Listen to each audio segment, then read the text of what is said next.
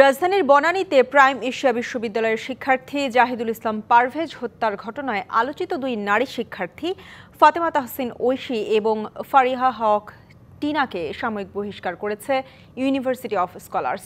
ঘটনাটিকে ভিন্ন খাতে নিয়ে যাওয়ার চেষ্টা করা হচ্ছে এমন অভিযোগ এনে শিক্ষার্থীরা বলছেন লাশের রাজনীতি দেখতে চান না তারা। এদিকে মামলার আসামি বৈষম্যবিরোধী ছাত্র আন্দোলনের বনানী থানার যুগ্ম সদস্য সচিব হৃদয় মিয়াজিকে গ্রেপ্তার করেছে পুলিশ।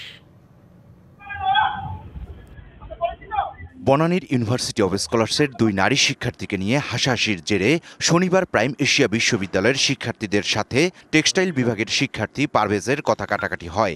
পরে বিশ্ববিদ্যালয় কর্তৃপক্ষ তা মীমাংসাও করে দেয়।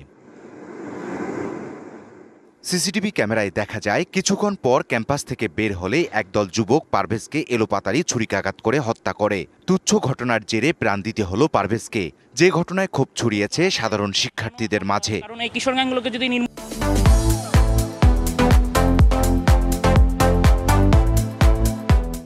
করা না হয় তাহলে আমরা সাধারণ শিক্ষার্থীরা নিজেদের নিরাপত্তা বোধ করতে পারছি না। তাদের সর্বোচ্চ শাস্তি ফাঁসি চাই, মেয়ে দুটোকে শাস্তির আওতায় আনা হোক। এদিকে এ ঘটনায় আলোচিত দুই নারী শিক্ষার্থী ফাতেমা তাহসিন ঐশী এবং ফারিয়া হক টিনাকে সাময়িক বহিষ্কার করেছে university of scholars.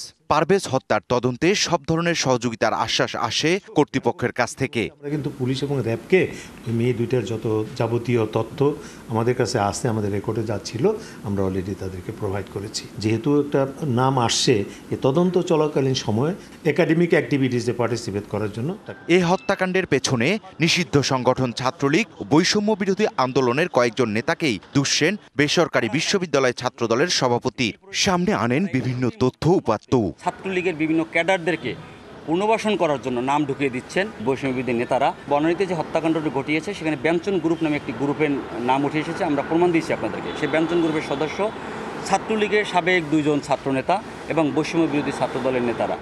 R police বলছে হত্যাকারী যে কোনো দলেরই হোক না কেন শাস্তি তাকে পেতেই হবে। এবং এই ঘটনাটি আমরা খুব গুরুত্ব দিয়ে তদন্ত করছি মামলার প্রকৃত রহস্য উদ্ঘাটন করতে। মামলা তদন্তের ক্ষেত্রে আমরা পূর্ণাঙ্গ পেশাদারিত্বের মাধ্যমে আমরা কাজটা করব এবং এই ক্ষেত্রে কে কি কার ব্যাকগ্রাউন্ড কি সেটা হচ্ছে আমাদের কাছে গুরুত্বপূর্ণ হচ্ছে ঘটনায় কারো সংশ্লিষ্টতা আছে কিনা।